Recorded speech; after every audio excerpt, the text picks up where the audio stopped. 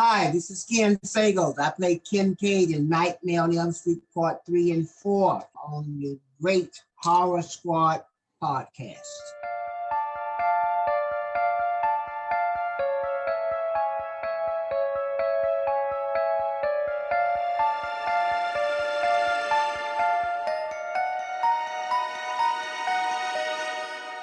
Hello and welcome back to the Horror Squad podcast, episode number 292. Tonight we're talking about the late great director Wes Craven's entire filmography, or as close as we can get to it. I'm one of your co-hosts, Todd. We have Steve. We have Joe. Men, boys, fellas, hermanos. What's up? Hello. How's everyone doing tonight? Can't wait to talk my boy, Wes Craven. I know Steve and Todd, Nightmare on Elm Street series haters. So glad to finally talk about the rest of Wes Craven's filmography tonight as well. Haters, but all right, okay. Yeah, I'm very excited because, like, these episodes. So this is only my second retrospective after Stuart Gordon. They're probably the most amount of work because I have to really find these movies, and for me personally, it's like a challenge to watch them all. And some of them to track them where it was not easy. Fireworks Woman, for example. I went to the American National Archives and found it there for free. So if anyone wants the link, hit us up. I will send you the link to that. But yeah, it's fun. It's cool to see kind of the stuff that I didn't know from Wes Craven, because I hadn't actually watched a ton of his films. I've seen The Nightmares and I've seen Scream and Hills Have Eyes and that kind of stuff. But there's a lot of stuff that I'd never seen. So I'm pretty psyched to talk about it because I do have a lot of thoughts about Mr. Craven's career, and what a prolific career it was. I mean, we go from pornos to Disney films to horror films. Pornos. Yeah, back to pornos. It's like, I'm gonna go on a limb here, and no spoilers, don't answer, but I'm gonna think you prefer Stuart Gordon's career over Wes Craven's. I'm gonna go say that right now. That's my prediction. Well, we'll talk about it at the end. We'll see. Nice. Yeah. Cool. Yeah. And one last thing before we get into our Wes Craven retrospective, I wanted to mention our event again, October 20th through the 22nd, Salem, Massachusetts. I think next week we should be able to announce a big piece of it, as long as some of the cast that is going to be there for the event. We had a magazine ad go out to print, and once that magazine finally gets released, we'll be able to announce something. But if you're a member of our Discord, we teased a little more over there. So if you haven't joined our Discord yet, get over there, check out the Horror Squad podcast events channel, and you'd be able to get a little more of a tease over there. But hopefully next week, if not definitely the week after, I think we'll be able to really give you most of the details of that. So stay tuned. Can't wait to talk about it, man. So when we did the event last year, I started following a bunch of Salem groups because Joe posted on every Salem group imaginable to promote it last year. And I just never took them off, my Facebook. And I see a lot of people like, hey, I'm going to Salem October, 20 to 22nd. You guys recommend anything? And I'm just biting my lips, oh my God, I wish I could tell you about, especially certain groups that I think would even be more. But anyway, it's going to be awesome. And definitely book, your tickets or hotel or whatever for that weekend, because holy shit, the stuff that you guys are planning. And huge credit to Joe. Man, there's 800 emails on this fucking thing, and I don't know how Joe makes sense of it. I just go through them, and eventually I'm like, Joe will take care of it. And he'll give me the recap later, because it's crazy. There's so many threads and people involved, and yeah, so huge shout out to Joe for kind of reeling it in. Good job, Joe. Yeah, I think you found your next calling, dude. Maybe entertainment promoter. I mean, it's always been a dream of mine to do something like that. I thought I had done that at one point with the infamous convention that ended up going belly up, unfortunately. Not your fault, though. No, of course not. No, yeah. Not even close to being my fault. I was just asked to kind of book it and help MC it, and then they ghosted everyone, and it turned into a disaster. Did unfortunately, they ever recoup money for that? Nah, I mean, I think a lot of people got fucked on that, unfortunately. Yeah, and they completely disappeared. I mean, they even, I mean, not to get too deep into it, but I mean, they ran. I mean, I'm not gonna like throw out the names and stuff, but they also had a shop too online, and like a lot of people didn't even get their products and stuff. Like basically, I think that I mean went over their head. They got over their heads on that convention, and I think it bankrupted them, and then they couldn't even fulfill like orders. Like people like had ordered like $500 Chucky dolls, and they weren't getting it delivered and stuff. So it was a disaster all around for that. But I'm really excited for this event. A lot going on. The strike, obviously, unfortunately, has hindered a little bit, but man, we've really come through and found workarounds to be able to still put on an amazing weekend of events. And if the strike somehow does end before this, we can add even more to the event. So stay tuned. But even as is, I mean, you guys are, I think, going to love this, especially if you were privy to last year's event. And I'll leave it at that. Absolutely. All right, you guys are ready to get into our little Wes Craven retrospective? Yeah, let's do it. Well, honestly, I'm having trouble thinking because I'm obsessed with the fucking Texas Chainsaw Massacre video game. And I'm Okay, like, yeah. "Man, So I feel like playing this game right now." yeah, and also shout out to our listeners, and another reason to join the Discord. We've had a couple impromptu Texas Chainsaw Massacre game nights, and I did one on the Friday, I think. Todd did one on the Saturday, and it was Which a was so fun. fucking ton of fun, man. We laughed and we just joked around and made fun of each other for like different things happening in the game, and we had such a blast. And nothing like mean spirit at all. We're just having a ton of fun. None of us are good at it. It's hilarious, and yeah, and we're gonna keep doing that. There's a lot of horror games coming out, and we've talked shit about this type of game, but with friends and with like people, holy shit, it's so much fun. So It's a blast, yeah. mhm, absolutely. And how's our boy Damien? Excellent. Have you recognized his Yeah, voice? Playing Johnny. Yeah, he's super fast. He's got this tackle move that will always like make the killers like pissed off. It's great. Yeah, I fucking hate Johnny and Missy. They're the overpowered of the killers, but oh man, it's good, man. It's cinematic. And I highly recommend it. Plus, if you got Game Pass, it's free essentially. So grab the Xbox, download it, and hit us up because we'll play, man. Exactly. So, all right, Wes Craven. So Wes Craven, born August 2nd, 1939, unfortunately passed away August 30th, 2015, at the age of 76. One of the most legendary directors in horror history, spearheaded two of the biggest franchises in all of horror. So I think it was a logical choice to do his career. But at the same time, as I discovered through this exercise, even though people are very like well versed in his more popular films, he does have a lot of films that I think some of them don't get enough love, and they absolutely should. Some of them you're like, huh, Wes Craven did this, huh? I would not have expected it. So I think it'll be fun to go through his filmography, and we're really focusing on his director stuff, because he has written a lot of films, he's produced a lot of films. But I think for this exercise, we're really focusing on the movies he actually directed himself. So you won't see some of the Nightmare on Elm Streets. He only did 2 of them and stuff like that. So I think that's the best way to go forward with this. So you guys ready to go into his filmography? Yeah, absolutely. And I have one question before we begin. Do you guys remember what film you watched in his honor when it was announced that he passed? Yeah, Nightmare on Elm Street for me. Elm Street. Same. Yeah, Nightmare on Elm Street. It's just the movie I think that is synonymous with him. Although some people might say Scream. I did Scream go Nightmare on personally. Elm Yeah. Street. Yeah.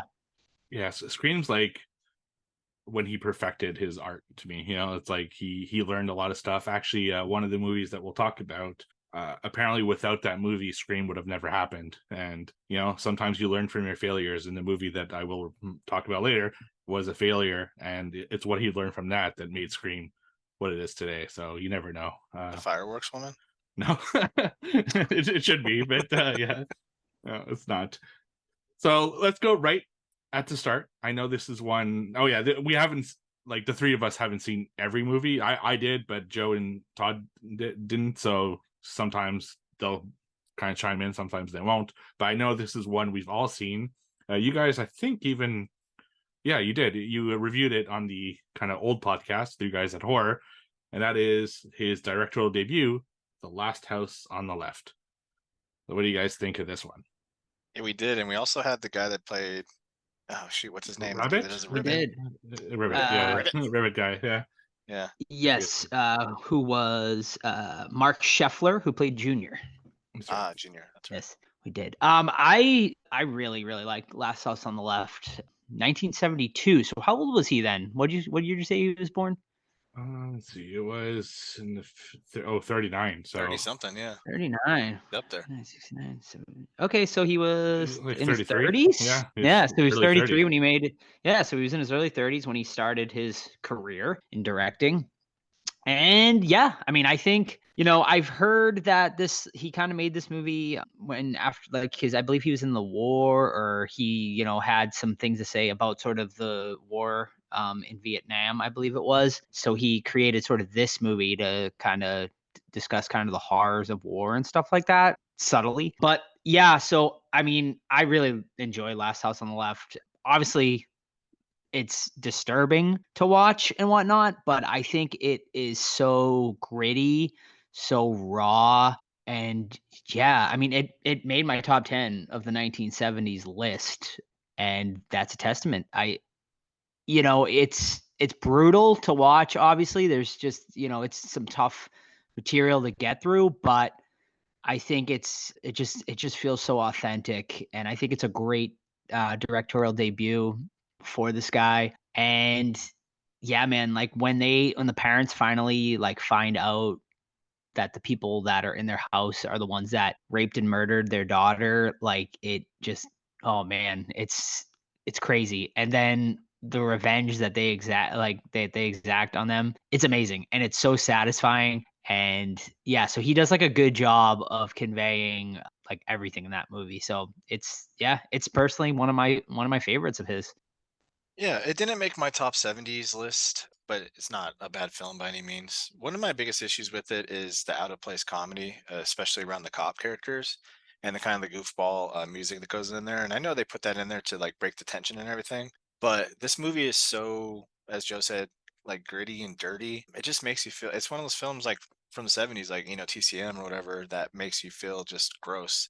Rape and sexual assault is never fun to watch, and in this movie it's pretty rough. You got these young girls that are naive and somewhat innocent, and they just get mixed in with the wrong crew, and when they're going into that house for drugs, I believe it is marijuana, that there something's bad could happen, because we know these guys are pieces of shit, but they don't know that yet, and then they immediately just set upon them because they're prey to them. But one performance that stands out to me is David Hess as Krug. Man, the dude is like a force to be reckoned with. He's just the intensity that he brings to his character, especially when he has Junior fucking kill himself, is just like insane. So, House on the Left, not my favorite by his or the 70s, but one of those movies that I think everyone needs to watch just for its disgustingness. Yeah, Last House on the Left was never one of my favorites, so it wasn't even like considered for my top of the 70s. And I think in big portion is because I don't like watching films about sexual assault and rape. And this movie, that's like kind of one of the main focuses of this movie. Now, thankfully, there's a good revenge, so it kind of helps a little bit to swallow that difficult pill. But it's just never one of my favorites because of that. And I also found the editing a little sloppy in this movie. I remember it like really kind of striking me as the edits weren't tight, and Wes Craven is a pretty good editor himself, which he does a lot of editing in his movies, surprisingly. And yeah, I bet this is also an early one, right? So that's kind of part of his learning curve and being his first kind of big film. So I do respect it, but it was never one of my favorites personally. And I think it's more subject matter than the actual like quality of the film. It's just the way it is, I guess. Yeah, I agree. It's like movies like I Spit on Your Grave, they're good films, but like it's hard to enjoy, just for the brutality of that stuff. Yeah, it's like torture porn, right? And it's just never, that's not one of my like favorite horror sub genres, I guess. Okay, so going into second movie, this is one I watched that you guys didn't. Probably one of his most like interesting movies on his filmography, and that is 1975's The Fireworks Woman. So the reason this is an interesting film in his filmography is because A, he is not known as Wes Craven in this movie. He is credited as Abe Snake, which was his porn name because, believe it or not, his career started as a porn editor. So that's where his film career really started. He edited about 4 or 5 porn films, and he decided that he wanted to write, direct, and star in. Yes, you heard that correctly. Star in his own pornographic film, which is called The Fireworks Woman. Hold This up. movie, Wes Craven shows dong in this? no, no, and that's where I'm getting at. It's this is a fucking weird movie. It's almost worth watching just to see how weird it is. I mean, we have a girl having sex with a stick. We have a girl having Evil sex Dead. with a very like really older couple. We have orgies. We have a lot Nice. of bush. We have all sorts of things going on. I mean, it's a porno. You know, don't get twisted. This is like a 70s pretty hardcore porno. So you know, don't expect some big story out of here. But having seen that Wes Craven is also the star of this movie, I was really curious. Like, does he get down? Does he bring the fireworks to the show? And I will say that yes, he does bring the fireworks, but not in the way you would expect. So you see his character pop out throughout the film, but he's just kind of in the background for most of the film. And the whole film culminates in this big orgy. And all these people, they're having sex and everything. And then Wes Craven shows up outside the house where they're having the orgy, and no joke, just shoots out fireworks for absolutely no reason at all. He's just outside the house where the orgy is happening, shooting fireworks. Hence the name of the movie, The Fireworks Woman. It is such a weird fucking scene. It just cuts from the orgy to the fireworks, orgy to the fireworks. It makes no sense at all. It's hilarious at how bad this movie is. I think people should watch it. You know, if you like Wes Craven, I think this is one you need to add under your cap. Like I said, it's on the National Archives, and if you need the link, just hit me up or hit the podcast up, and I'll send you the link. I sent it to Discord, and I know a few people watched it and thought it was hilarious as well. So that's The Fireworks Woman. 1975. Maybe it was an art piece where the fireworks represented the male genitalia. Maybe it was just weird, you know. It's just such a He's having a good time, dude. They had extra film left over. Like, fuck it, let's film. I guess so. It's such a weird movie. But no, he doesn't show schlong or dong or anything. He's fully clothed, just shooting fireworks in the backyard. But going back to his horror filmography, he hits another big swing here with The Hills Have Eyes from 1977. I know you guys seen that one, so what do you guys think of that?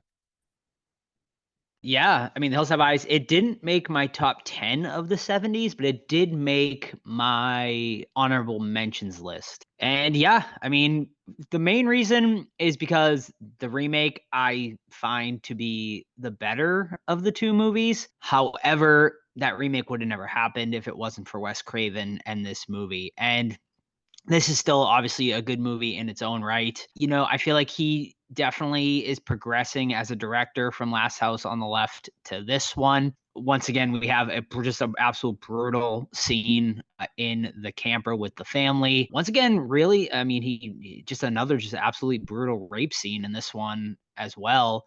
But man, that whole fucking scene, just like the father getting set on fire and I mean, the whole fucking, it's just so brutal. Just another movie that just kind of is raw and tough to watch, but the cannibals are all like really cool in it. Like their makeups are all great, and non-makeups.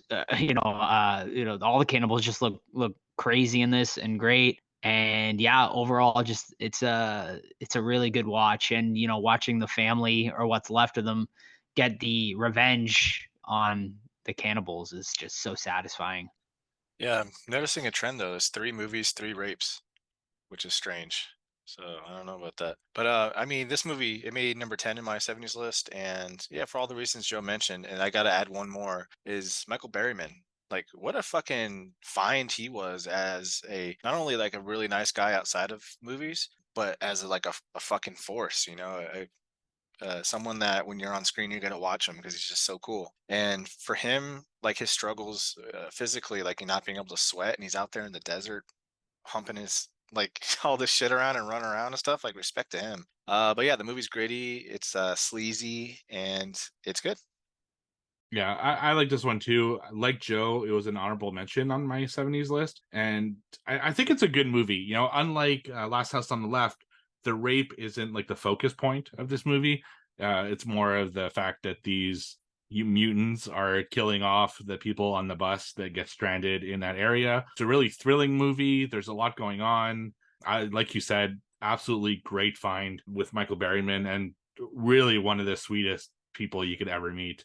Just such a genuinely nice guy if you meet him at cons, and he does quite a few of them. I'm glad actually he got to be in the remake as well, because he is really deserving.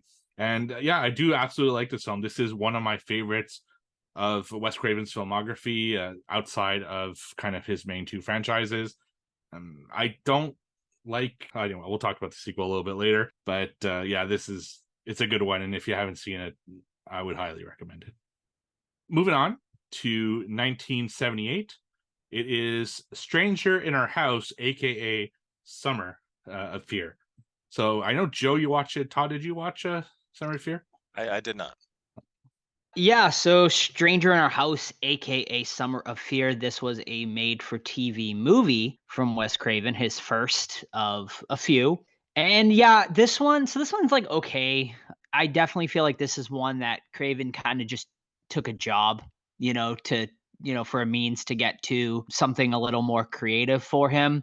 This one does star Linda Blair though, so horror fans will know her best. We also get a young Fran Drescher appearance in this one as well. But yeah, I mean, this one, it's about sort of, Linda Blair's character dealing with this girl that I think it's like a cousin or something that moves into the house, and she thinks she's a witch and is kind of putting a hex on her. It's definitely has like that made for TV movie vibe. I mean, it's fine. I said it's an okay watch. Is it anything I'll ever watch again? Absolutely not.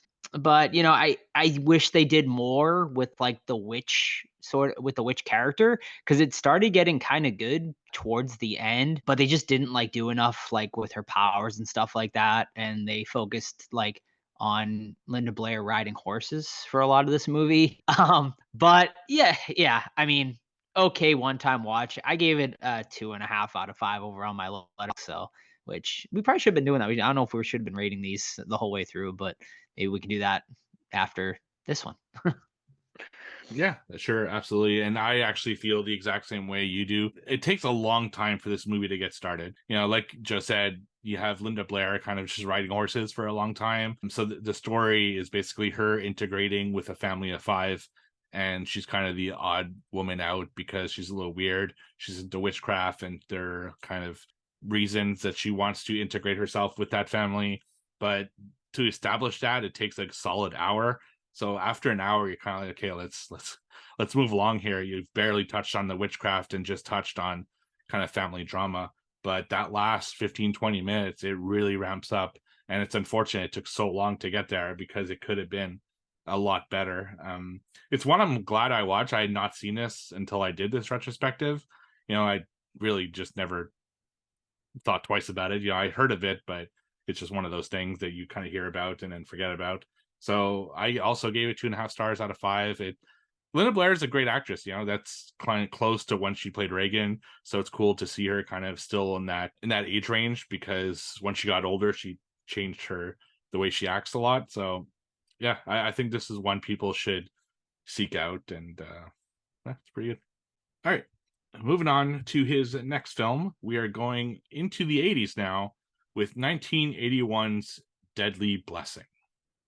Yeah, man, this might be Craven's most interesting movie, honestly. Just because, man, he really, went experimental, I feel like, on this one. It's fucking bizarre.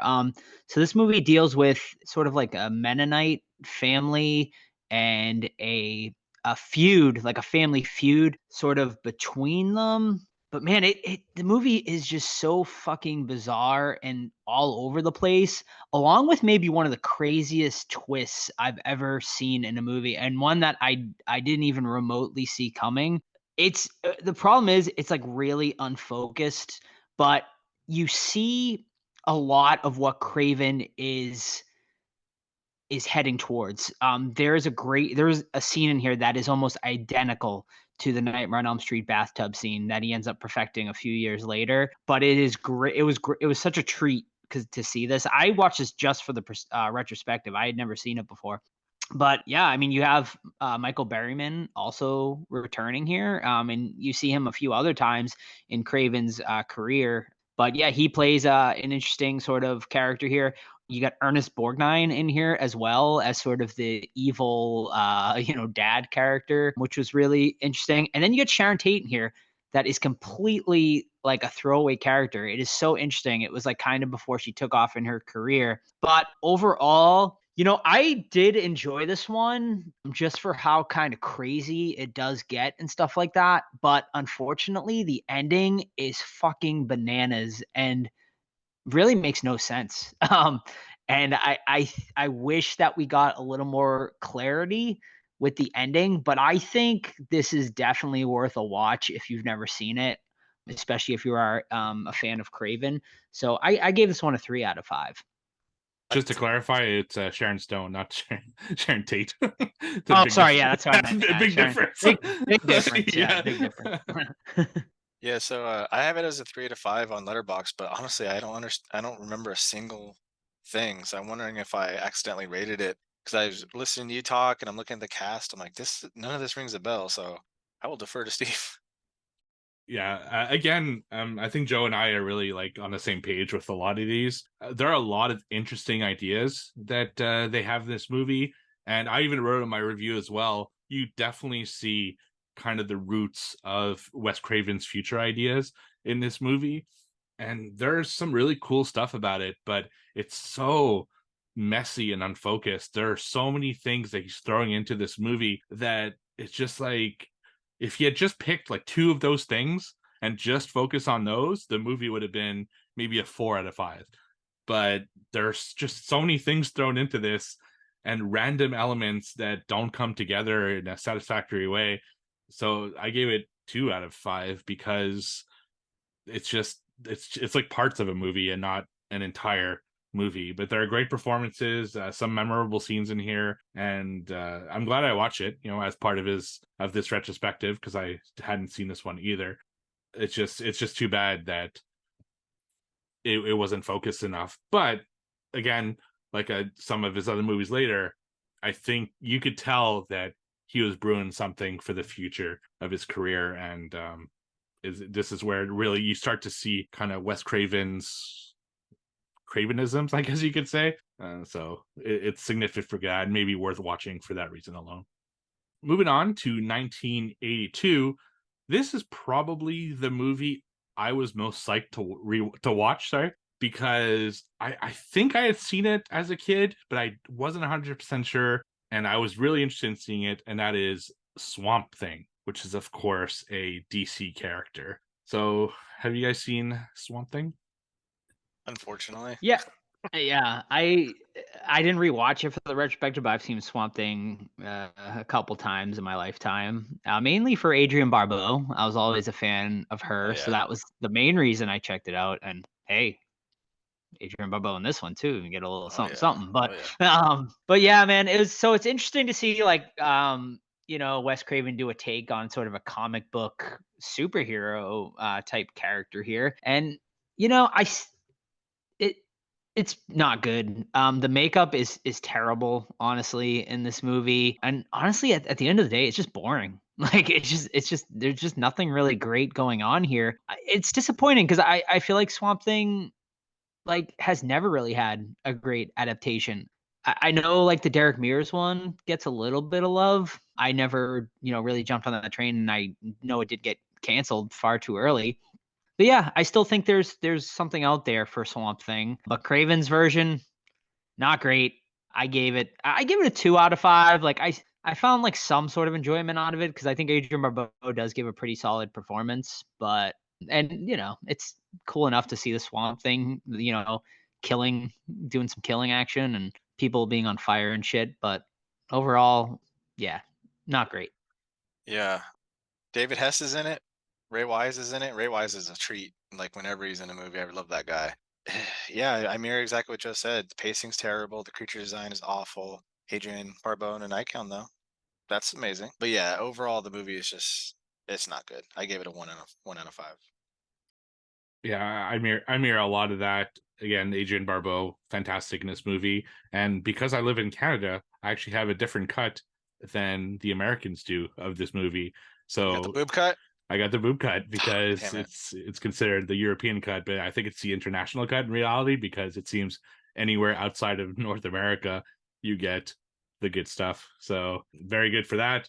I also like kind of the relationship she has with she has like this kid that follows her around that she kind of helps and saves That because fucking kid's weird, man. the Swamp Thing. But I thought the kid was good, and I like that little relationship that those two, like the bond that they form throughout this adventure. I agree, Swamp Thing does not look good in this movie, but he looks way better than the other transformation in this movie, which is when the bad guy transform into whatever the fuck he does.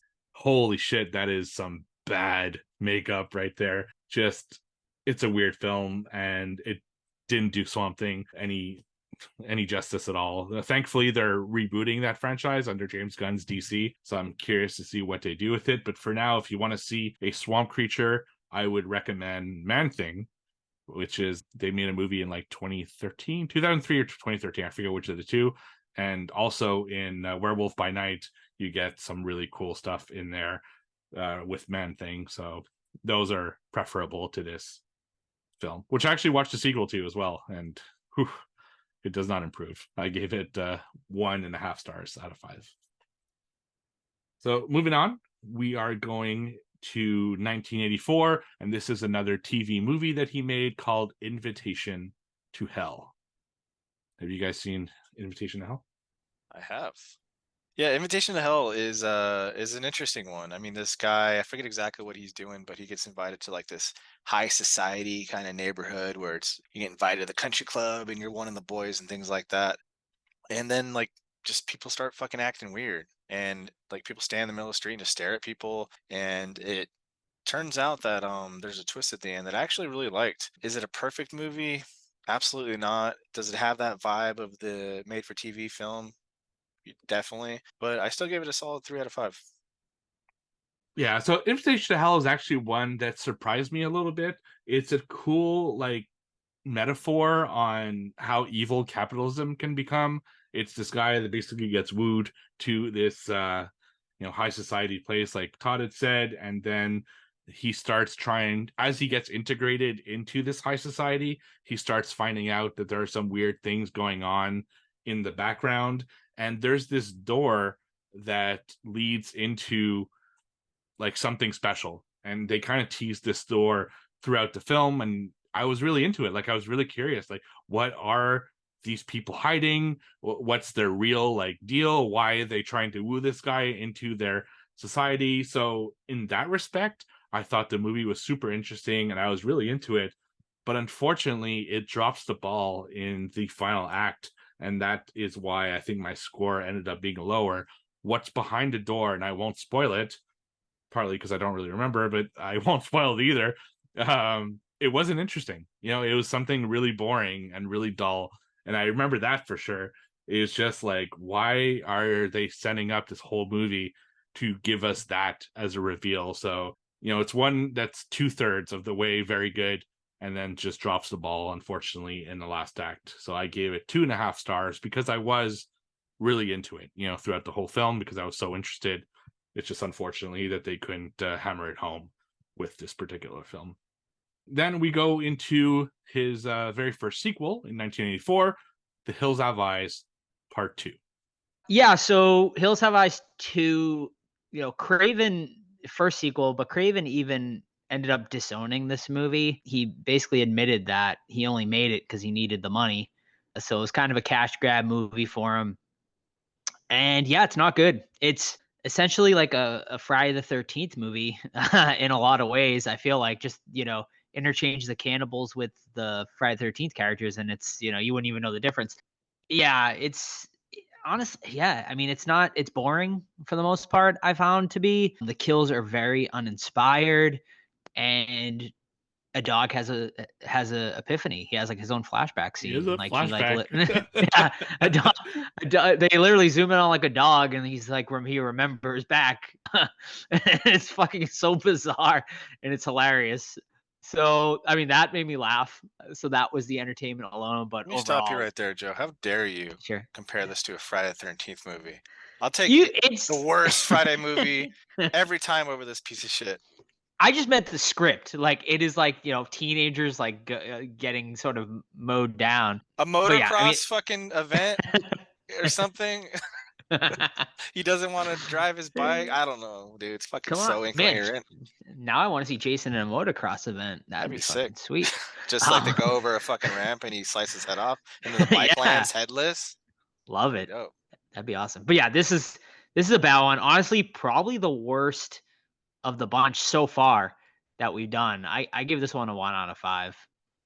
Yeah, I own this bad boy on Blu-ray because it just sucks when you have like physical media and you know that all the movies exist, but you don't have them on tape. So yeah, I own it. But oof, this was rough, man. It's fucking awful. We won't go over the dog flashback again, but that's there. I just don't know what he was thinking. Michael Berryman's back, so that's cool. But yeah, entirely a miss. Watch it if you're a completionist, whether for Hills of Eyes or Wes Craven. But other than that, you are not missing a single thing except for goofy ass shit. So I guess I'm like, on the opposite spectrum with you guys. Now, I didn't love it. Okay, let's not get twisted here. I didn't love this film, but it's like so bad that I enjoyed it for how bad it was.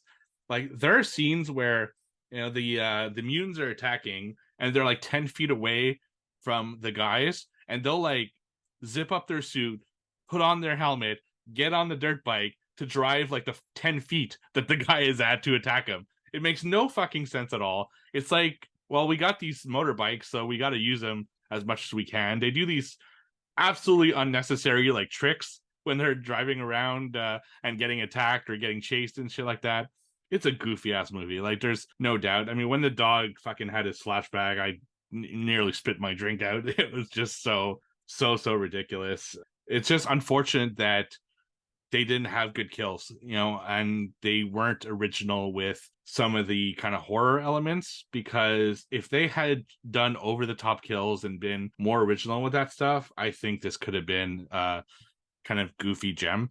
But as it stands, I did enjoy watching it. I gave it 2.5 stars out of 5, but definitely not at the level of The Hills Have Eyes or its remakes. Yeah, it's crazy that Bobby came back for it though. Yeah. The original actor, and I'm looking at his filmography, and he has these and like 2 other randoms, and then I think this film broke him. The original dog came back too. Oh, Beast. Was Nice. it Beast or Beauty that survives the first one?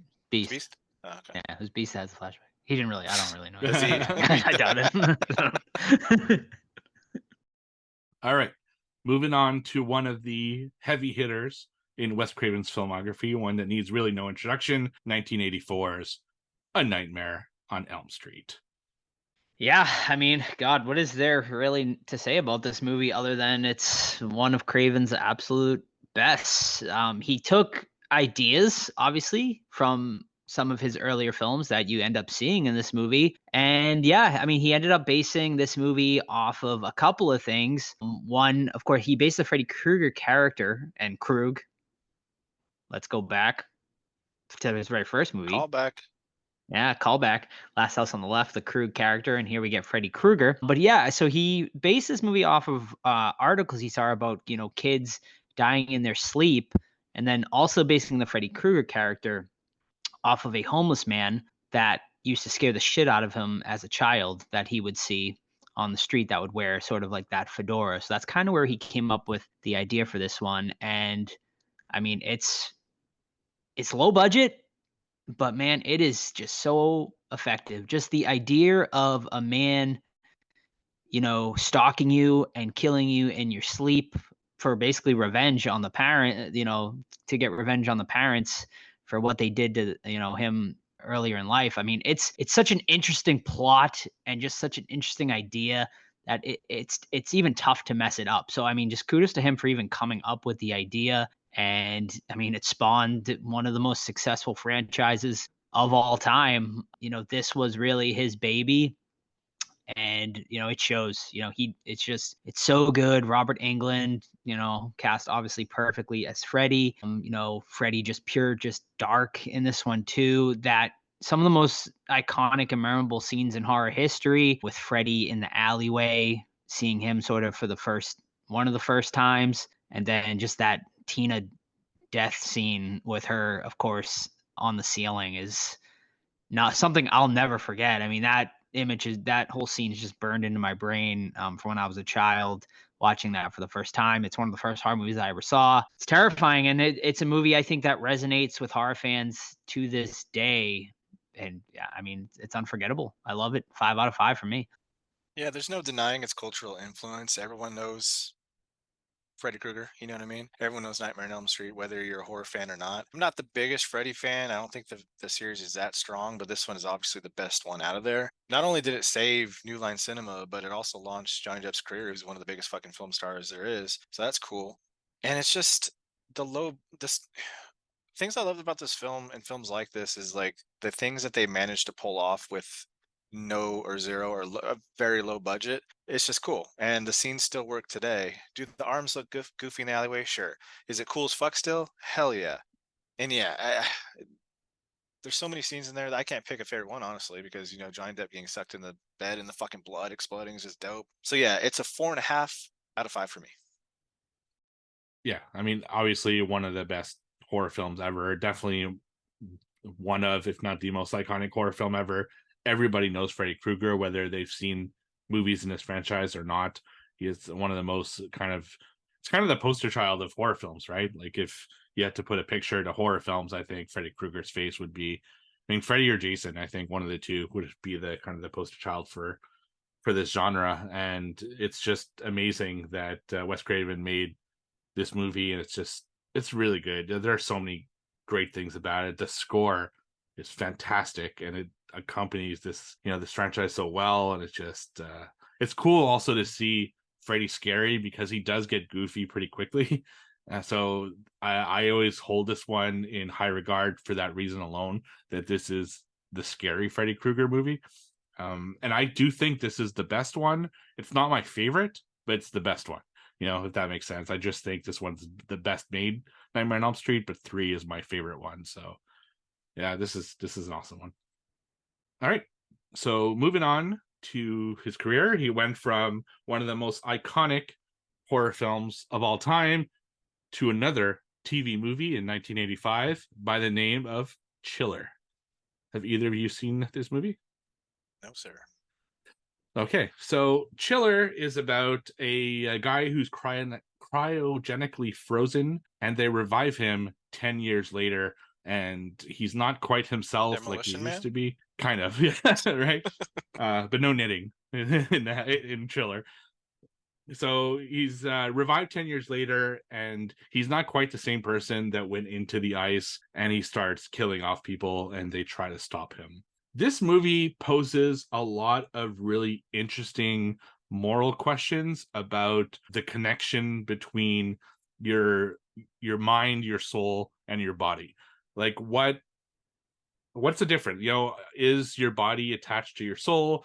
What happens if your soul is gone for 10 years? Does it just come back? Is your mind the same? Like, they ask a lot of really cool philosophical questions in this movie, but they do it in the most boring fucking way ever. It's like basically a soap opera.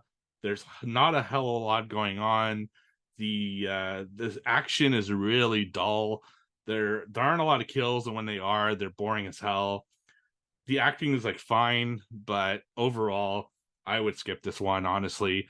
It's crazy that this is the movie he followed A Nightmare on Elm Street with, but here we are. So if you're gonna watch his filmography, this should be near the bottom of your list, in my opinion. And then, did you say it was made for TV? Sorry. It was, yeah. It was, okay. TV movie. Looking Yeah. at it. And then he also, and I'm really going to go quickly to this one because it's not horror. He did make a film for Disney, which is part of a TV series where every episode was a different story. And he did one called Case Busters for Disney, which is basically this family have this abandoned house next to them, and they go like visit it, and there's like maybe like ghost activity in there, but it turns out it's not ghost activity. It's actually like drug smuggling or something that people are putting into the walls and shit. It's a really weird movie. It's a Disney TV movie, which is so weird given what Wes Craven has done to this point. For him to have done this, there's nothing like it in the rest of his filmography. It's so out of place that I almost recommend it just to see the absolute crazy contrast between Fireworks Woman, Last House on the Left, and then you have a TV Disney movie for kids called Case Buster. So definitely a weird one. I gave it 1.5 stars out of 5.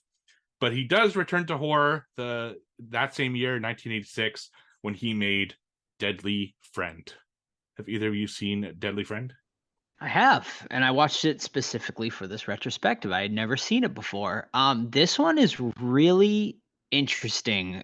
So this Craven originally didn't even want to make a horror movie, but because of the success of Nightmare on Elm Street, him and the studio had quite a back and forth regarding this movie. Craven just wanted to make a sort of teeny tweeny type sort of fantasy movie, but the studio said, no, you're making a horror movie. And this is sort of the result we get, is a mixture of kind of both. This movie stars Kristy Swanson, who is sort of our Frankenstein type character here, because the storyline is really interesting. It's about a kid who moves next door that created this sort of crazy robot. The robot ends up getting massacred by the neighbor. Also, Kristy Swanson is in an abusive home.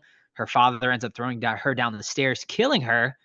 And because of the friendship she had made with this kid next door, it was kind of a sort of a blossoming love thing. He decided, let me put the robot brain into Kristy Swanson's dead body. As one And does. yes, As one does.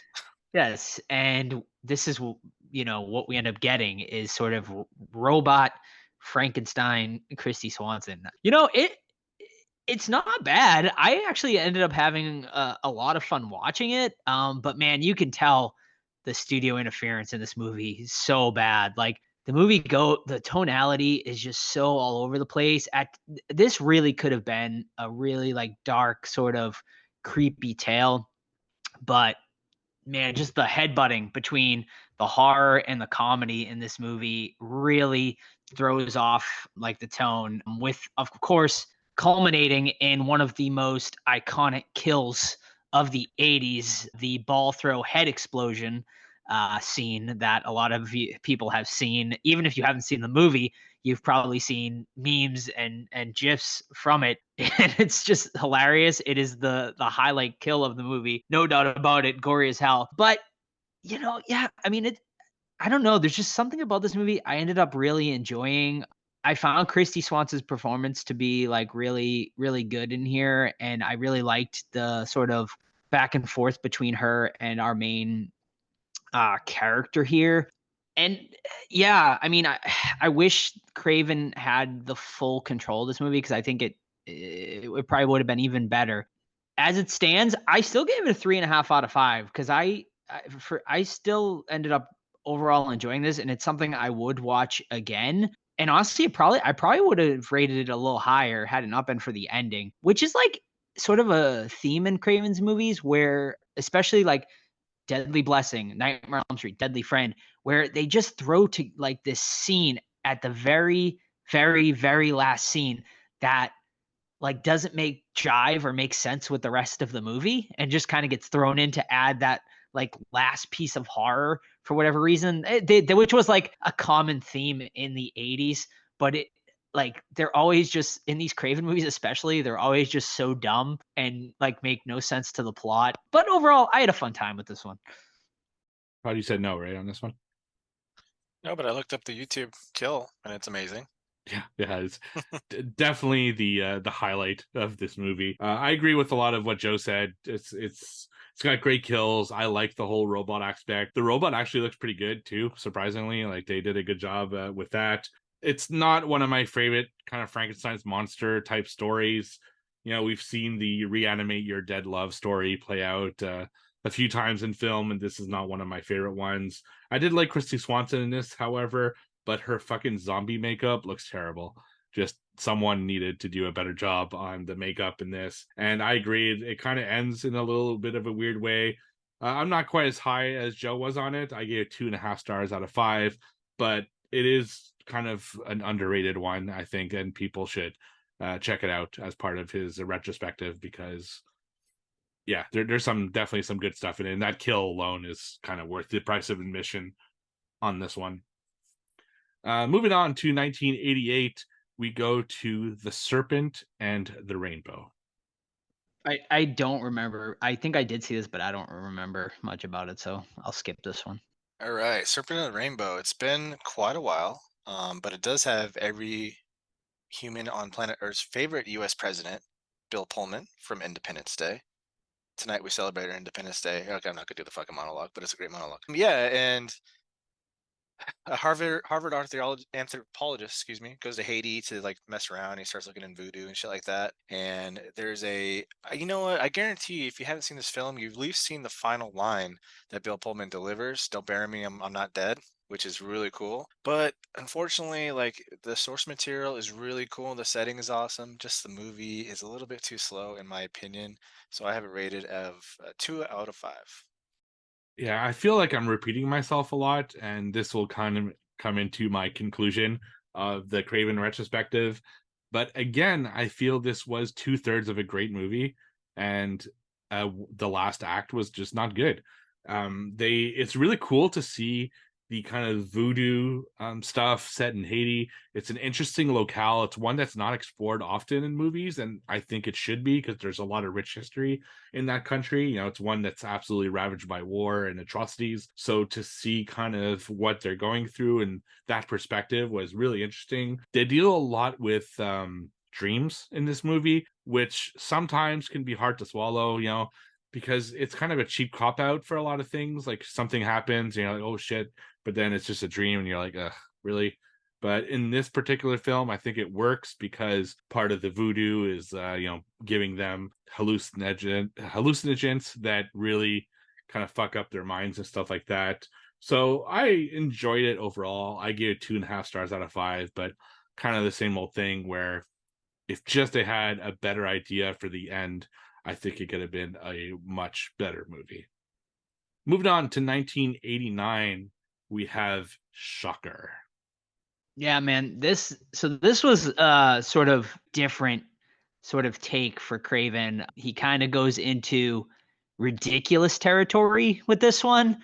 And I mean, the movie's campy as fuck, but overall, like it's pretty fun. Like it definitely has some fun moments in here. Mitch Pileggi is awesome as the main villain. And yeah, I mean, I think this is a great sort of beer drinking, watch with friends, like kind of laugh type movie. It's different. I mean, it's not for Craven anyway. You know, Craven for the most part took his movies pretty seriously, but I feel like with this one, I don't know if he was just looking to do if this was like a paycheck movie or if he was looking to do something different here.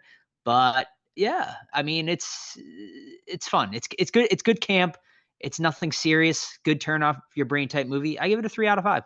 Let's see. We got Peter Berg, who just starred in Fire in the Sky, which we just covered, who went on to be a pretty good director. Mitch Pileggi, like you mentioned, Joe, he's a fucking beast in this movie, man. Like I'm scared of him when he's coming at me. And he gets sentenced to death, electric chair, right? And he gets sucked into like he becomes like a force of fucking electricity, kind of like Electro in Star Wars, or it's not Star Wars, Spider-Man. There's a scene that makes me laugh every fucking time because I don't know if it was an accident, it was stunts or whatever, but Peter Berg, the young character, he like does like a jumping double leg kick into Mitch Pileggi, and the motherfucker like goes forward and hits his head on this piece of metal, and I thought it was the funniest thing ever. And yeah, it's just like one of those, like you mentioned, turn off your brain, have a good time.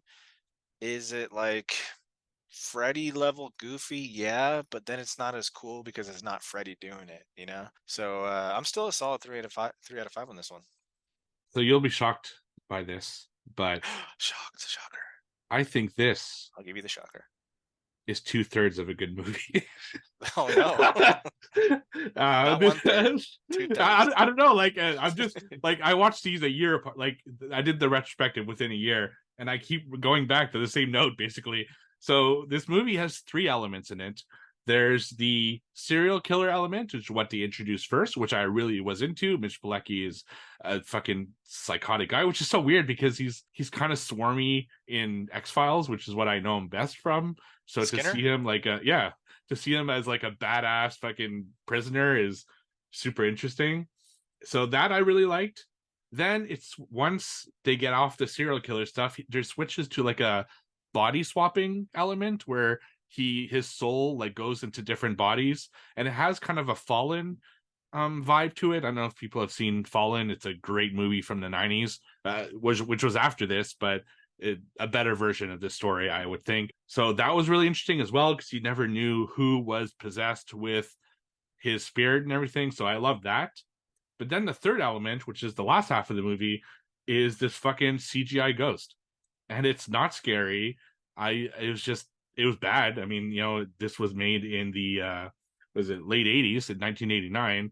It just didn't look good, and it wasn't interesting, and that's where I think the movie lost me a little bit. I think it's worth watching. I think this should be near the top of your Craven retrospective if you do one, but it's too bad that they went into such a weird CGI ghost thing at the end and kind of dropped the ball once again in that third act. So I also gave it 3 out of 5 stars. Moving on, Craven goes back to his TV movie route and did Night Visions.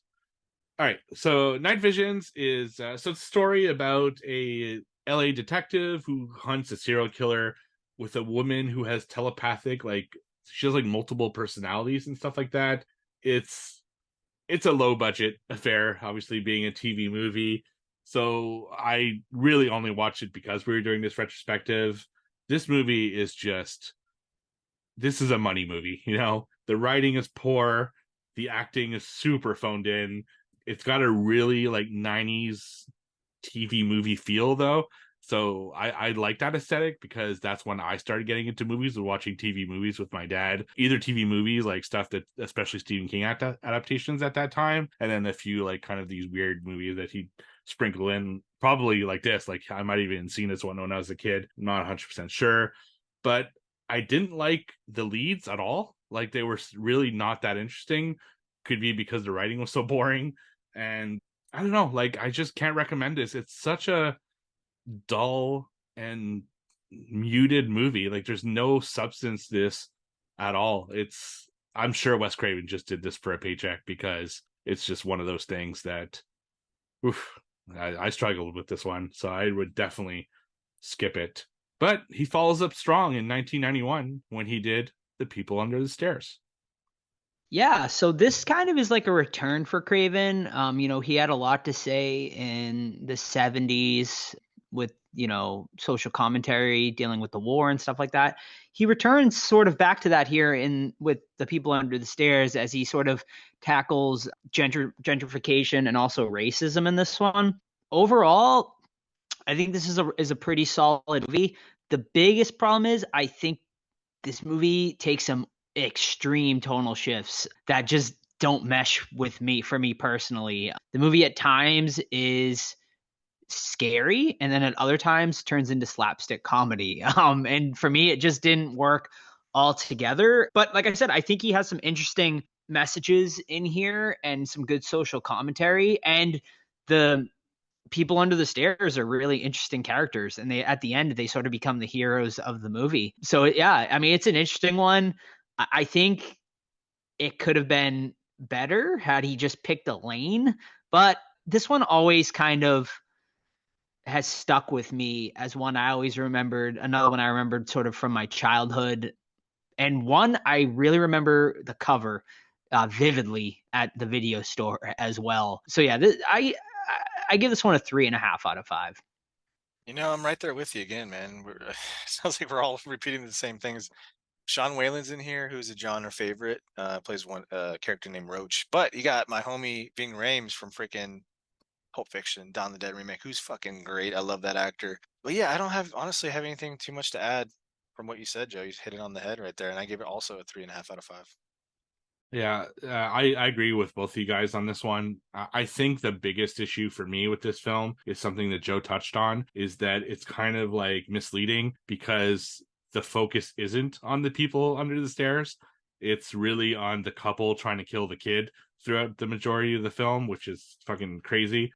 And the people under stairs was the most interesting element of this, and they don't focus on it, which is it's too bad because they were super fucking interesting. I really loved when the people under the stairs were kind of part of the story, but they're not in it for a long time. So this is almost the opposite of what I've been saying. I think it starts too slow because they kind of do this whole other story, but once the people on the stairs get in near the final act, like really get into it, that's when this movie really shines. And I give it a 3 out of 5.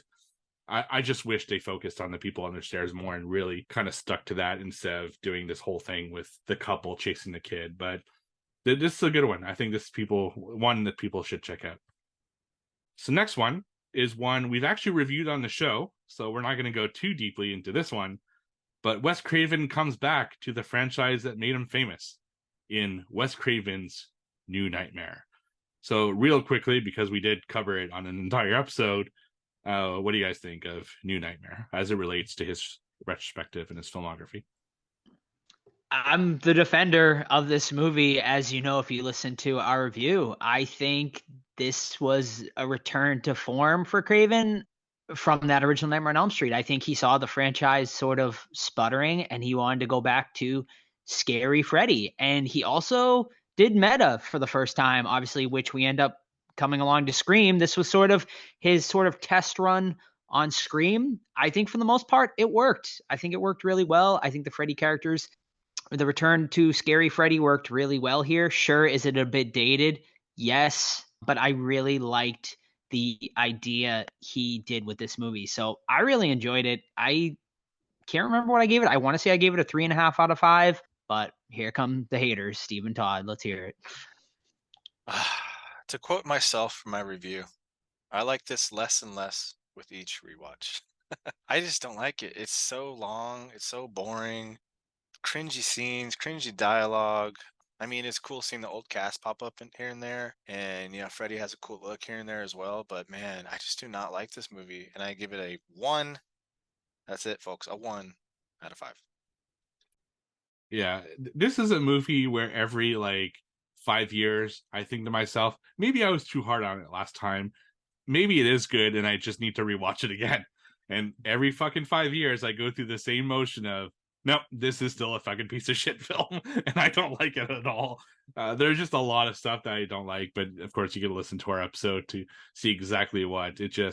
I thought it was disappointing in every way, and such a dud to finish this franchise on. Now, thankfully, we got Freddy versus Jason, so we did get to see Robert Englund as Freddy at least one more time after this.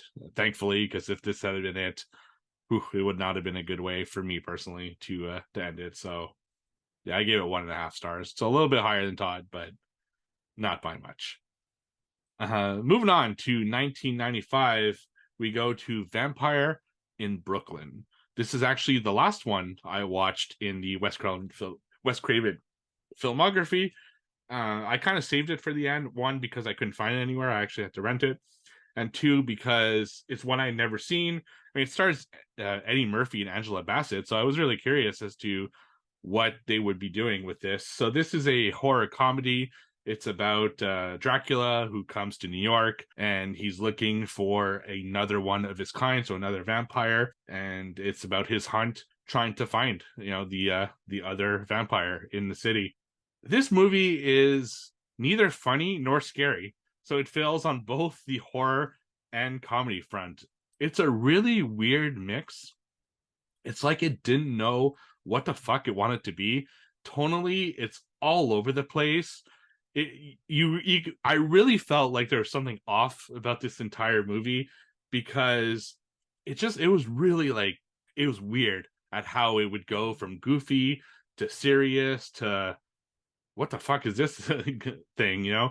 At one point, so a game that we play in our Discord, which I do a lot personally, is when I watch a movie, I take a screenshot of the movie and then try to make people guess what movie I'm watching. And I took a screenshot of this kind of white guy, and I'm like, okay, this is my screenshot. No one could guess it.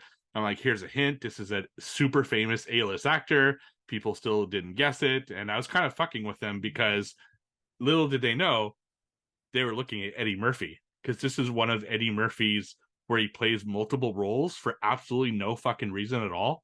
You know, it's like, wasn't it enough that he's the vampire? Does he need to be these random characters in the movie too that make zero sense to the plot? Did he just want to do like white makeup? Did he just want to be at one point he's like a fat pastor? It's just a really fucking weird movie. And having read into it later on, there was a lot of disagreements between Eddie Murphy, his vision for the film, Wes Craven's vision for the film, the studio's vision for the film. And apparently, from what I read, I can't, verify this, but that's what I read on, I think it was IMDb. Scream was originally going to be more of a horror comedy. But after having made this film the year before, he realized that that might not work, and he wanted to give it a more serious tone. And had it not been for Vampire in Brooklyn, of all fucking films, we might not have had the Scream that we all know and love. So, sometimes you need to have these duds to get into the good stuff, which, speaking of which, 1996, his very next film, Scream. Yeah, baby. This is, the one of the movie of the 90s, really. This is the movie that some say brought horror back to life. Horror was sort of, dead at that point. The 80s was dead, 90s horror was considered awful, and then Wes Craven creates Scream, and I'll never forget the buzz around this movie when it came out. I mean, people lost their shit over this movie. That opening, put just the genius idea to put Drew Barrymore on the cover of that movie and then to kill her within the first 10 minutes was genius. It was genius marketing, and man, that opening scene is so fucking iconic. I love it. I love this movie so much. It gets better every time I watch it. Fantastic cast here as well. Just the chemistry between everyone in this movie is great. Skeet Ulrich and Matthew Lillard as just the crazy psychopaths. They both work so well together.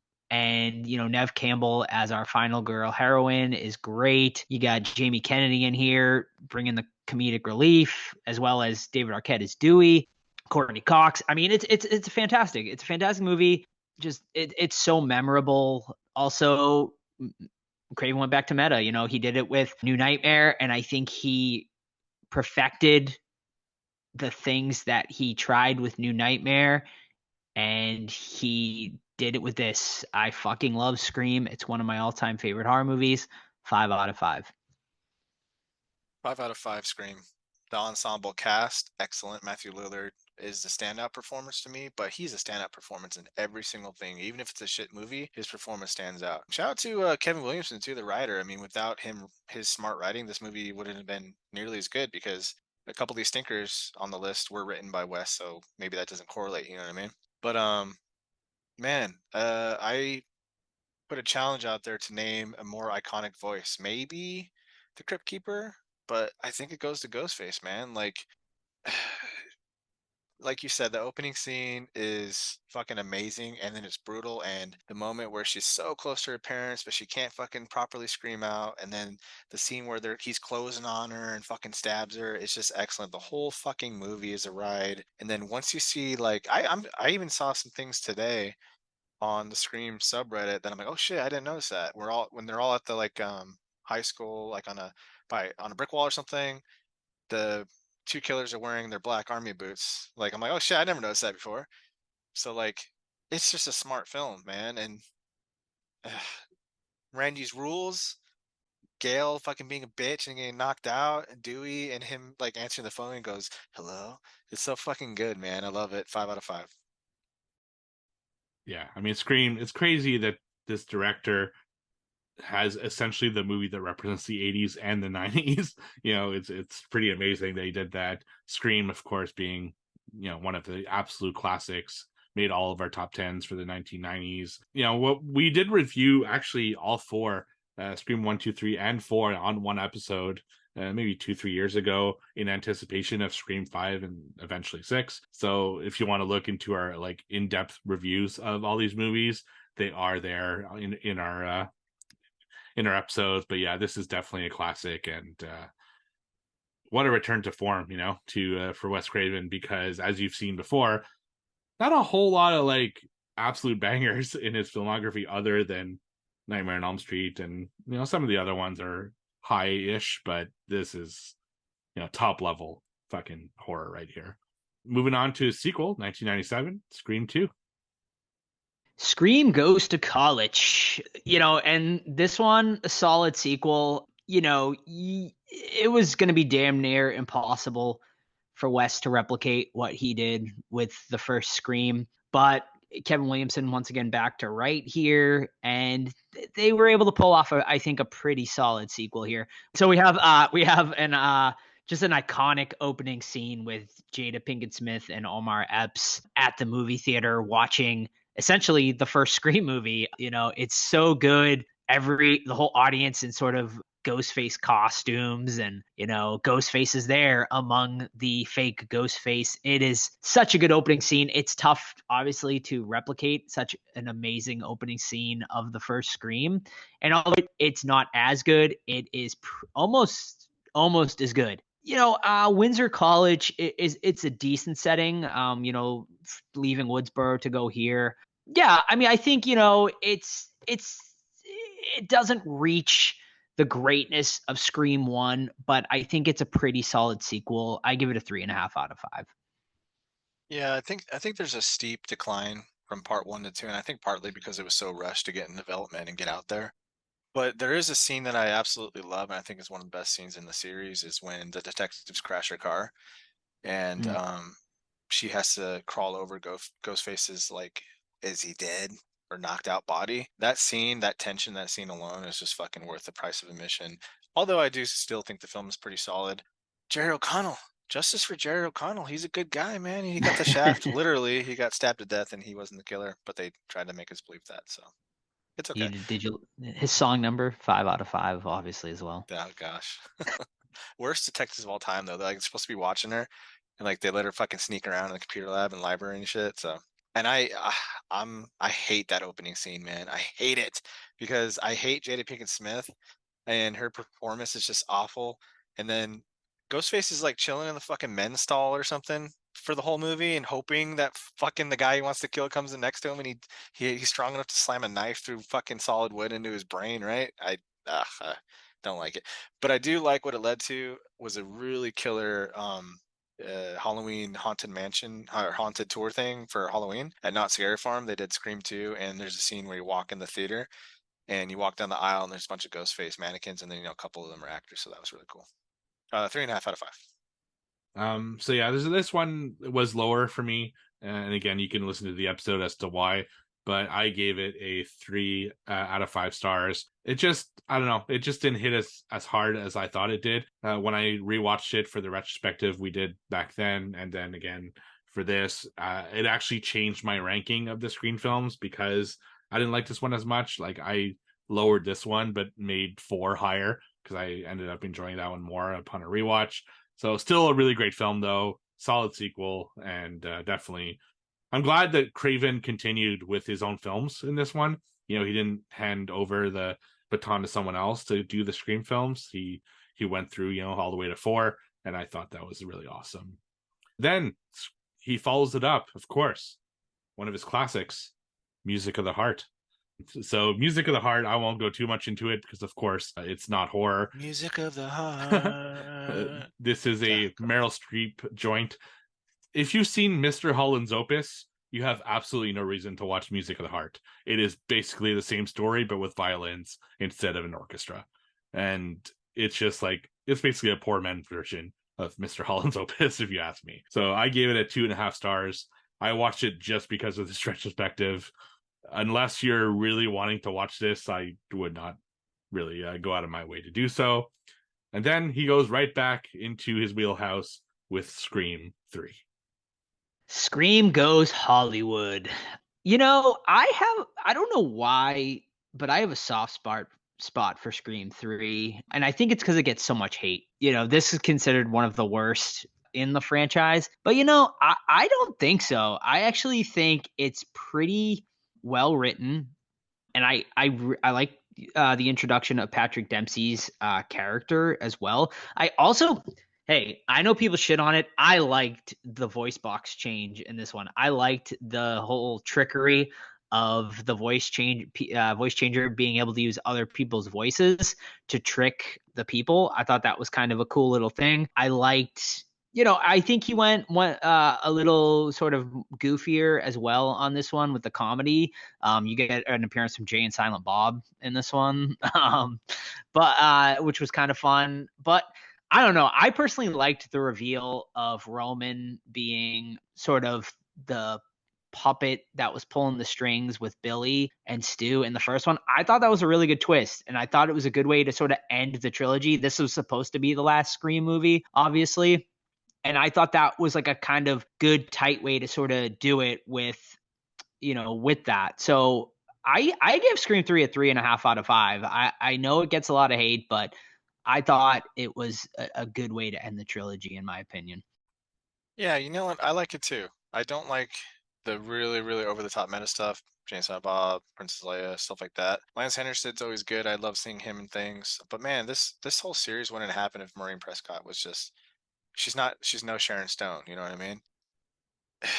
I don't know. It's part of it is really cool, and then part of it you have like bullshit. They're acting doubles doing stupid stuff that I didn't like. I hated the voice box. Like that's technology that I guess you know what? I guess we're in that now, right? With AI singing fucking making Johnny Cash sing like Princess Barbie songs and stuff like that. So I guess we're there now. But I really like the on-set stuff, like when they're in the set at Woodsboro and she's like reliving basically what happened in part one. I think that's really cool. But the monologue at the end is like too well prepared for me. It's got like fucking videos and shit, but still a solid movie. 3 out of 5. This is my least favorite of the Scream films. I think it just doesn't resonate with me really at all. It's still Scream, so it still gets 2.5 stars out of 5. But I was just so checked out because it was too implausible, too unrealistic. Like it was a love letter to fans. I'll give it that. But watching it as a movie, it's just, to me, it was pretty bad. I don't know. Some things, they hit you, some of them don't. This one just didn't do it for me. I prefer, I guess, the more serious Screams, rather than kind of how goofy this one went. All right, going into the final 5 of Craven's career. Next one, we have 2005's Cursed. Right. No, I've never seen Cursed, but I know it has a very interesting story where, like, essentially there's a director's cut supposedly out there where the movie's like totally different. So I've kind of been holding out hope that might get released at some point. So Cursed is one I hadn't seen either until this retrospective. It's basically about this brother and sister who they see an accident in LA, and all of a sudden there's a werewolf walking around and it scratches them, and then they start turning slowly throughout the film. Honestly, this was a fucking ton of fun. It's one of my favorite discoveries through doing this retrospective. I had a really good fucking time watching this movie. It's Christina Ricci is the star of it. It has Jesse Eisenberg as well as the other star of it. And I thought it was just a fun film. It's a great cast. It's a passable story. They go to some really fun locations in the movie as well, which just helps with everything. They try to do everything practically, which I really appreciate for 2 reasons. One, I always like things practical. 2, the CGI they do put into this movie is fucking awful. So the fact that they tried to go more practically is definitely a good thing. Now, do the wolves look amazing? Yeah, not bad. Sometimes they look a little bit goofy, but it's one of those just like sit back, harmless, and enjoy films. I give it 3.5 stars out of 5. I think this is one people should absolutely check out, and one that I think doesn't get enough love in his filmography. All right, moving on to 2005 as well. The man of the hour, Oppenheimer himself, Cillian Murphy, starring in Red Eye. Yes. And also Rachel McAdams. I remember seeing this one in theaters actually, and I had no idea it was Wes Craven at the time. I feel like they didn't really advertise that going in, because I feel like Rachel McAdams was really like sort of the hot actress at the time, so they were really advertising her. And yeah, I mean, this isn't really a horror movie. It's just like it's a really suspenseful thriller though. Yeah, overall, I enjoyed this one. It's pretty good. I haven't seen it in quite some time, but I remember sort of like the cat and mouse sort of game between Cillian Murphy and Rachel McAdams on the plane, going back and forth. And yeah, I remember this one. It's not anything amazing or anything like that, but I think it's a pretty solid movie overall. I'd give this one a 3 out of 5. Yeah, I saw it once and I felt that it was kind of forgettable. I mean, Rachel McAdams is good. Cillian Murphy, whatever is good. Brian Cox is always good, so that's cool. But yeah, just what I remember, basically, it felt like maybe more of a TV movie. Like this would have been an excellent like Friday night movie or something like that, because the tension was really there. But it just didn't sit with me, and I had really no urge to rewatch it. So I'm sitting at a 2.5 out of 5. Yeah, I never seen it before. I gave it a 3 out of 5. I think it's well acted. I was interested in what was going on the whole time, but there's just not a whole lot going on in the end. It's not one that like I ever need to revisit, and it's not one I would go out of my way to recommend either. But I'm not mad that I watched it, if that makes sense. So 3 out of 5, I think, is not too bad for a movie like this. This one might be surprising in the sense that if you ask me, out of the 30 films that he's done, which one am I the most appreciative that I discovered through this process? And it would definitely be this one for me. And it's not even horror, or at least it's not mostly horror. And that is a film he made. Well, he made a story, part of the film. It's an anthology film called Paris, Je t'aime. So Paris, Je t'aime is a collection of 18 short films that take place in Paris.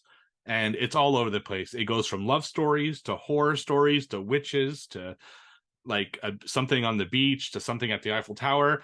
It's basically, they told these 18 filmmakers, for example, they have Gus Van Sant, they have Alfonso Cuarón, they have Wes Craven and a bunch of others. A lot of big stars in this as well. Steve Buscemi, Natalie Portman, William Dafoe, Maggie Gyllenhaal. And it's just these really short stories about this specific city. And they've made a ton of these films, which I didn't know.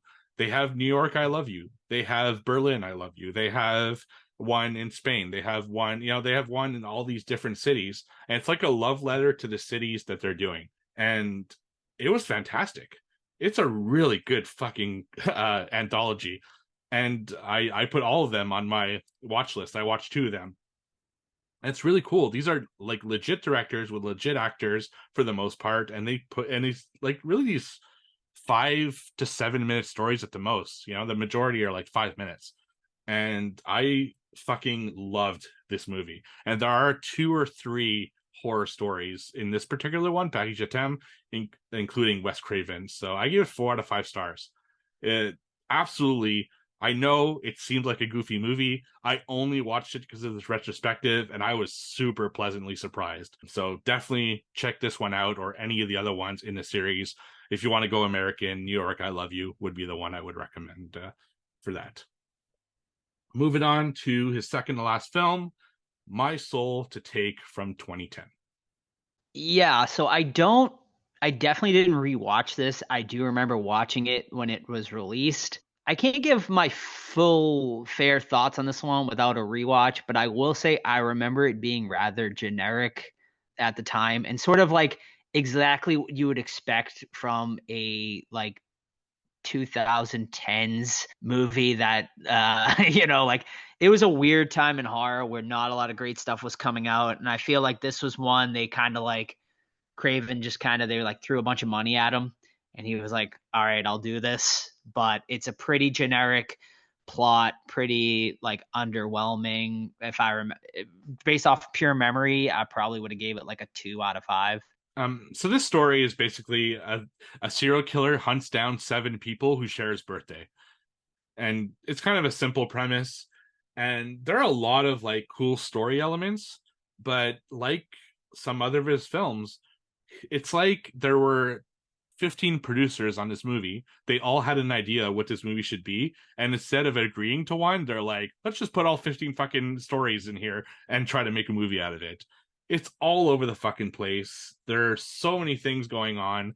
There's some threads I just lost the point. Like, I'm like, I don't even remember what the fuck this thread was about, because they'll do something and then not talk about it for an hour and then bring it back, and then you're like, what the fuck was that again? Like, I don't remember why that was the thing. And it deals with like supernatural shit at some point. It's a mess. Honestly, I was really excited about this one too, because it was kind of later in his filmography, but I did not enjoy this one at all. I also gave it a 2 out of 5 stars, which brings us to his final film, of course, his return to one of his most beloved franchises, Scream Part 4.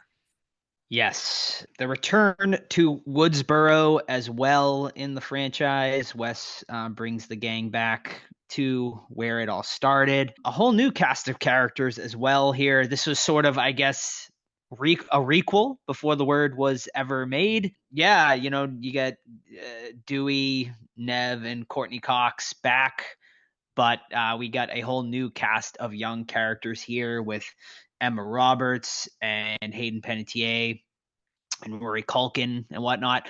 To me, this one's like a mixed bag. I enjoyed the return to Woodsboro. I liked seeing all the characters back, but I did not love the killers in this one, and their motivations. I also really dislike the Deputy Judy inclusion of her character. I've always been sort of a anti Judy character. I know a lot of people love her. I just wasn't a fan. But the young cast of characters, I mean, obviously Kirby being sort of the highlight. She is sort of Hayden Panettiere. She's sort of the new Randy, and the fans loved her. They even bring her back, of course, for Scream 6. So yeah, I mean, I think I'm glad this is Craven's last movie over My Soul to Take. I will say that. But it's one of, besides Scream 5, it is one of my least favorite in the franchise, but it's still a decent movie, and I give it a 3 out of 5.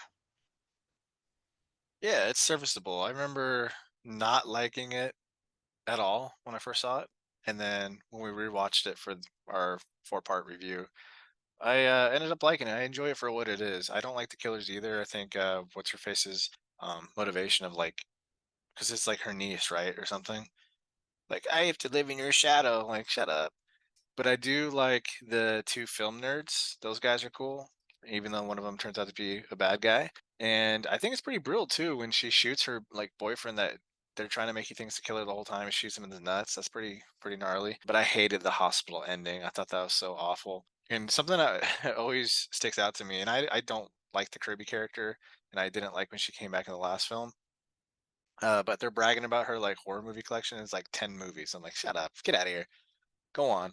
But it's still a good movie, and you can tell he was trying to like apply it to the standards of that day with like having webcam set up and things like that, trying to like update it for a new generation, but still solid. 3 out of 5. Not my least favorite. My least favorite of the new ones, but it's okay.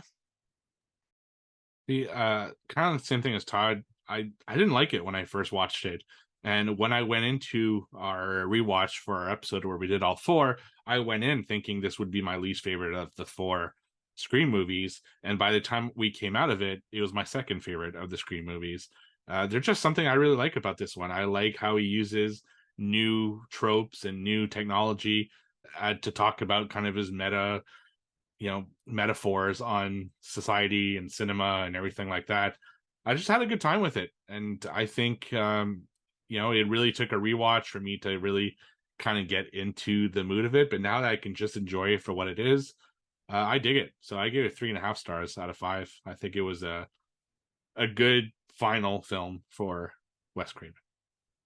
All right, you guys want to get into the questions before we give maybe a score out of 5 for Wes Craven's Sure. filmography? All right, so you can ask us those questions on social media at the Horror Squad Podcast, or of course on our Discord. First question is from Phil's fan 330. If you could handpick one actor and one director to make a new Nightmare on Elm Street, who would you pick? You can give Jackie Earle Haley another shot if you would like. I would go with Mike Flanagan and Robert Sheehan, Klaus 4 from Umbrella Academy. Ooh, good question. I mean, I think Jack Earle Haley was fine as Freddy. I just think he was given really shitty material to work with. So I wouldn't mind bringing Jackie Earle back. I think he did a fine enough job. As far as a director, I love the idea of Mike Flanagan. I think he could handle it well. Yeah, I think it has to be, I think even maybe even James Wan, honestly. I think he could be a good pick. I think you want someone that's been there, done that before, and that knows how to properly bring a good scare in. So I'll go with James Wan.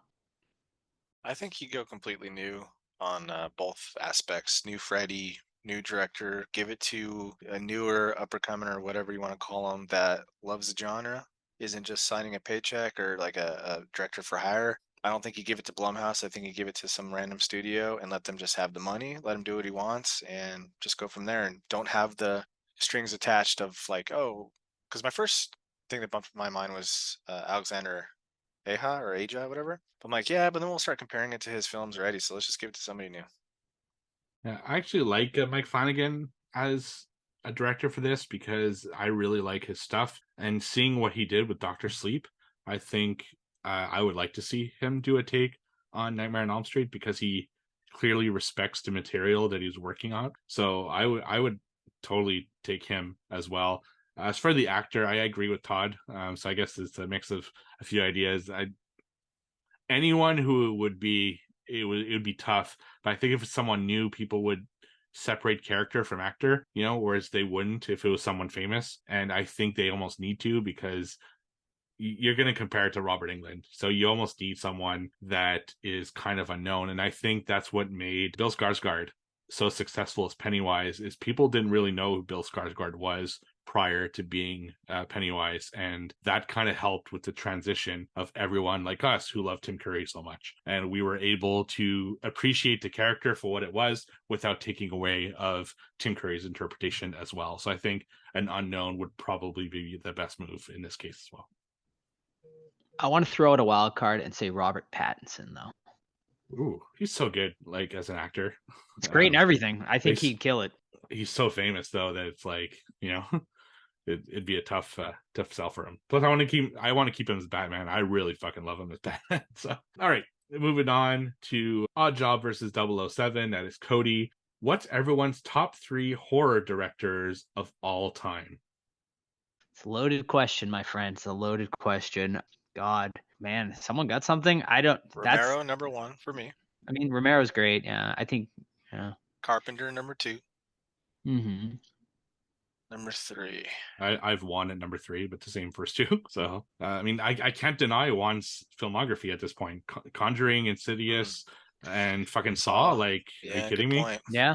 It's time people put respect on his name and make him one of the greats because he is like Jesus Christ. When you think about just those 3 franchises within all the other stuff, it's fucking crazy. Yep. Yeah. I think Carpenter would be my number 1. It's hard for me not to put someone like Eggers in there just because I loved The Witch, and I mean, I've liked all of his movies. He hasn't missed yet, but he has only done like 5 movies, so it's tough to put him up there. But as far as an up and comer, Eggers for me as well. Yeah, absolutely. His next question: Craven is one person I wish I could have met and got an autograph from before his passing. Do any of you have a legend we've lost that you wish you had met before their passing?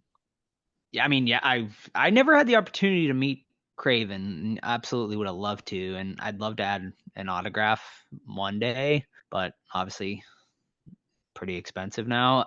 For me, it's Romero though. I had so many opportunities to actually go and meet the guy, and I did have an interaction with him when I was wearing my Brain Dead shirt. I talked about that on the podcast before, but he came up and commented on my Brain Dead shirt, which was amazing. But yeah, I just would always be like, I'll get him next time. I'll get him next time. I get him next time. And then he wasn't there one day. So yeah, that's one I always bummed about.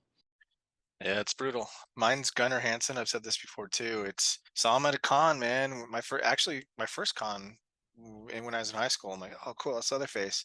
Nobody's at his table.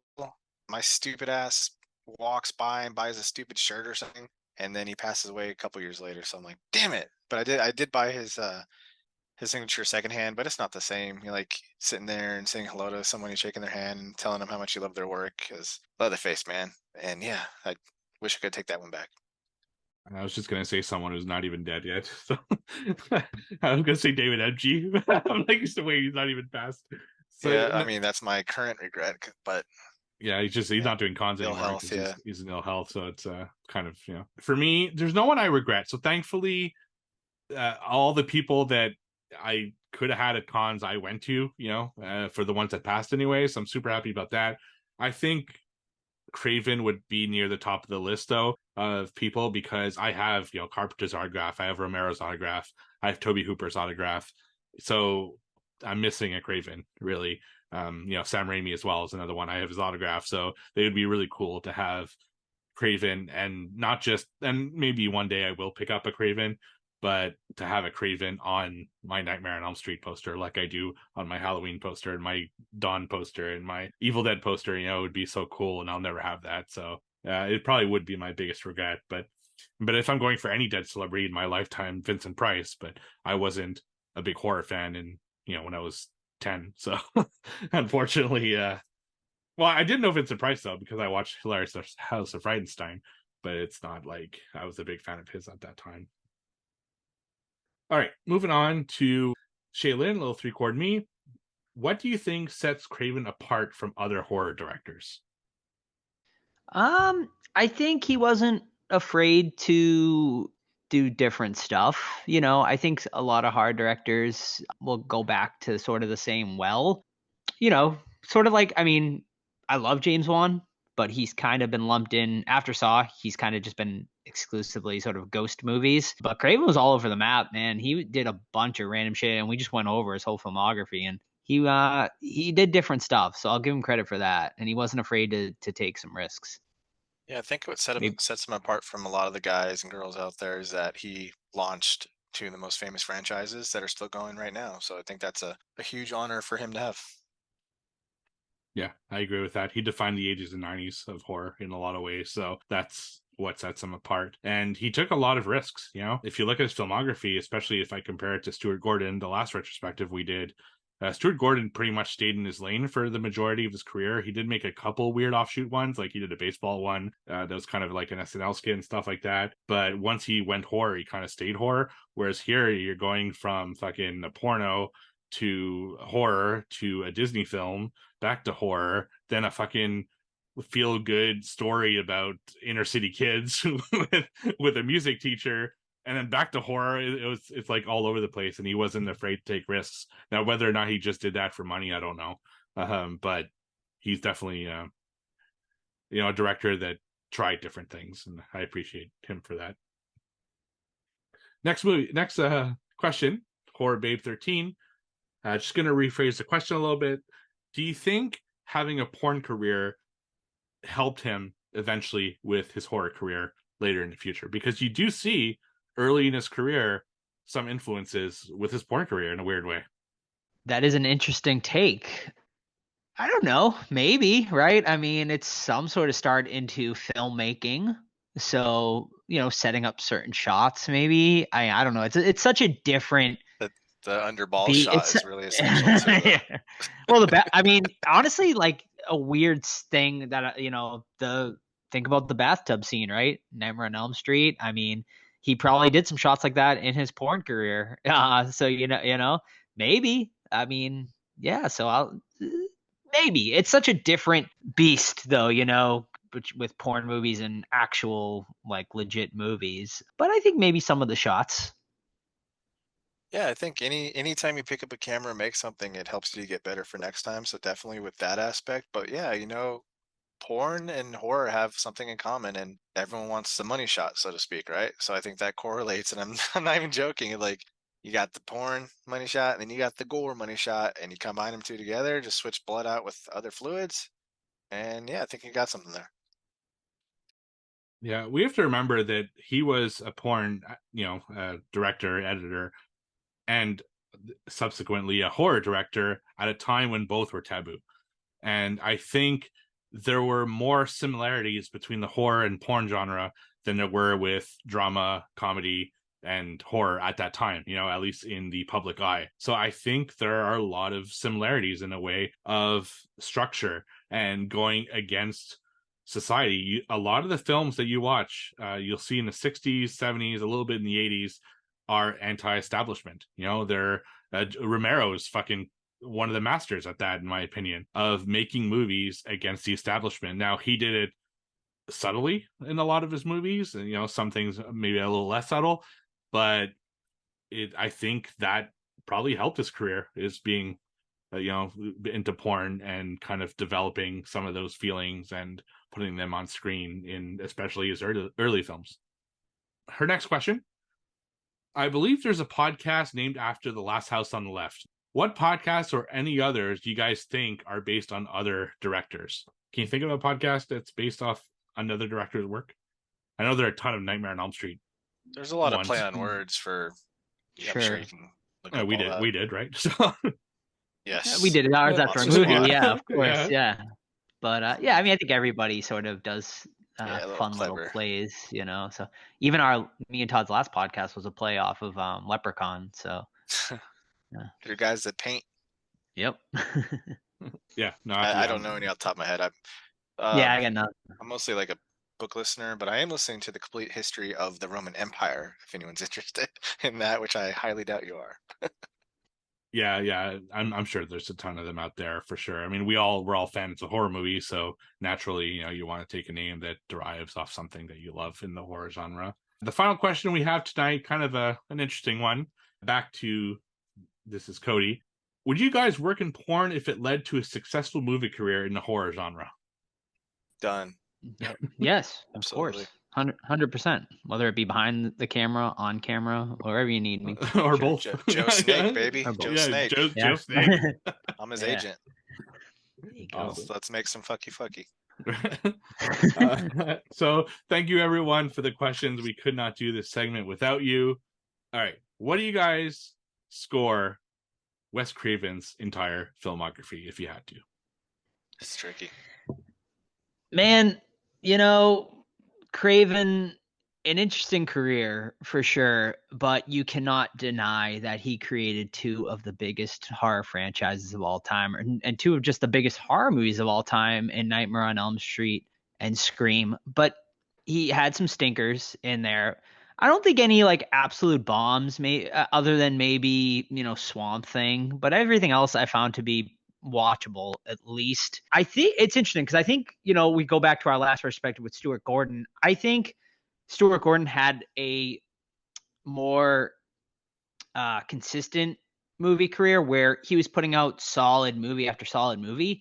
But so Stuart Gordon, other than Reanimator, I don't think he ever had anything that was like a 10 out of 10, you know what I mean? Or a 5 out of 5. But Craven did. He had multiple 5, in my opinion, multiple 5 out of 5 movies. And here's another reason Craven had a great career.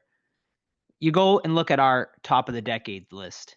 He had top 1970s, 1980s, 1990s. He made a movie that was in the top 10 of all those lists. And Hills Have Eyes, Nightmare on Elm Street, and Scream. And Scream and Nightmare on Elm Street being very high on both of those lists. So Craven, an absolute legend of the genre. If I were to rate him overall for his career, I mean, it's hard not to give him, honestly, a 5 out of 5 just for what he did in this genre. So, I mean, but he had some stinkers. So I'm going to give him a 4.5 out of 5. I mean, his legacy is he'll be remembered forever. So, and yeah, he's just, you can't deny it. Yeah, it's tricky, man, because I only have 3 films of his filmography that are above a 4, and that's Scream, Hills of Eyes, and Nightmare on Elm Street. but I have a shit ton that are threes. I got, 1, 2, 3, 4, 5, 6, 7, 8. And then the rest are twos and ones and half star. So undoubtedly huge on the legacy of the genre, but I'm gonna put him in a 3.5. But that does not like sell short to 3 amazing films that he did. So yeah, so I watched them all, and I have a lot of stinkers in mine. A lot of 1.5s, 2.5s. In fact, the majority of films are kind of in that wheelhouse, but I can't deny his like absolute bangers, and his importance to the genre and how he changed the horror industry. And he does have some genuinely great films as well, So I'm actually giving him a 4 out of 5 because despite all of the kind of crap he made, he would follow up eventually with these big movies. And something that's really impressive about Craven as well is he didn't like have a 5-year like span where he's amazing. He would kind of do this amazing film, then go into these kind of obscure, not as good films, and then come out with another banger, and then the same thing again, and then back with another banger. Like it wasn't all like he didn't have a prime. It's not like you could say all his great films are from 82 to 87.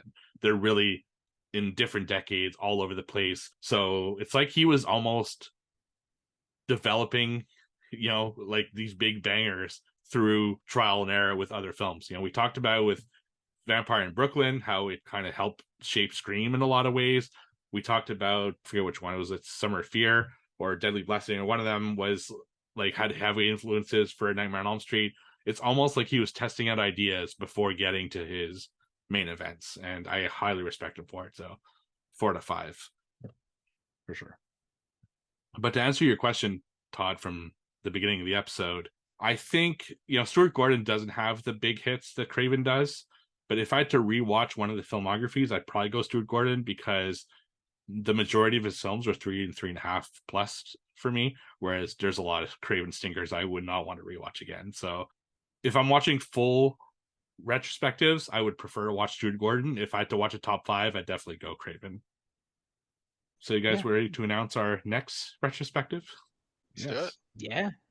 Yeah, I'll give it to you, Todd, since I think you're the master on the podcast.